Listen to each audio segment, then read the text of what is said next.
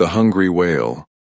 Long, long ago, my dear, when the world was young, there was a very big and very hungry whale. He lived in the sea, and he ate fish. He ate all the fish in the sea except one. Now this last fish was a very small, very clever fish, and he always swam just a little way behind the whale's right ear. Of course, the whale could not catch him. Then the whale stood up on his tail and he said, "I'm hungry." "Great whale," said the very small, very clever fish, "have you ever tasted man?" "No," said the whale. "Is it like?"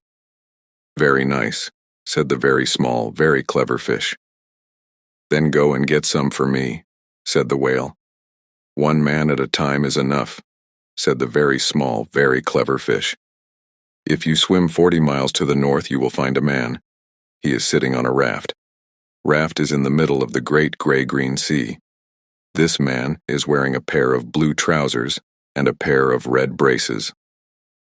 You must not forget the braces, my dear. This man's braces held his trousers up. He has a sailor's knife, as he is a shipwrecked sailor. His ship went down to the bottom of the sea 2 days ago with all his friends. The shipwrecked sailor. So the whale swam 40 miles to the north. There on a raft was the shipwrecked sailor.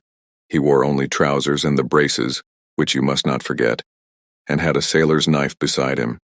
He was sitting on the raft looking out at the great gray-green sea. Then the whale opened his mouth until it almost touched his tail.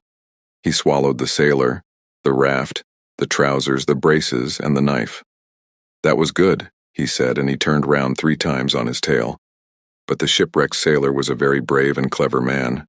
When he found himself inside the whale's stomach, he jumped and kicked and danced. "This man is making me feel sick," said the whale to the very small, very clever fish. "What shall I do?" "Tell him to come out," said the very small, very fish.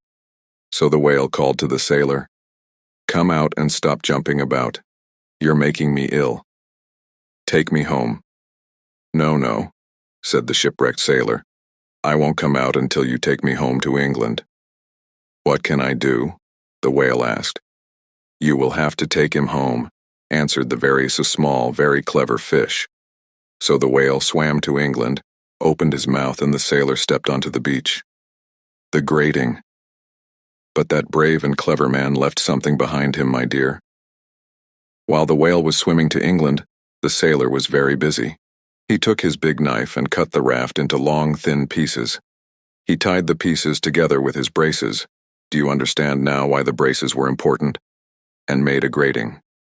He pushed that grating deep down into the whale's throat. So the sailor walked across sand, holding up his trousers with both hands. He went home to his dear mother. She, I am sure, gave him a new pair of braces. And soon the shipwrecked sailor met a beautiful girl, and they were married. But what about the whale? Well, from that day he could only swallow very small fish because of the grating in his throat. And that, my dear, is why whales never swallow little boys and girls.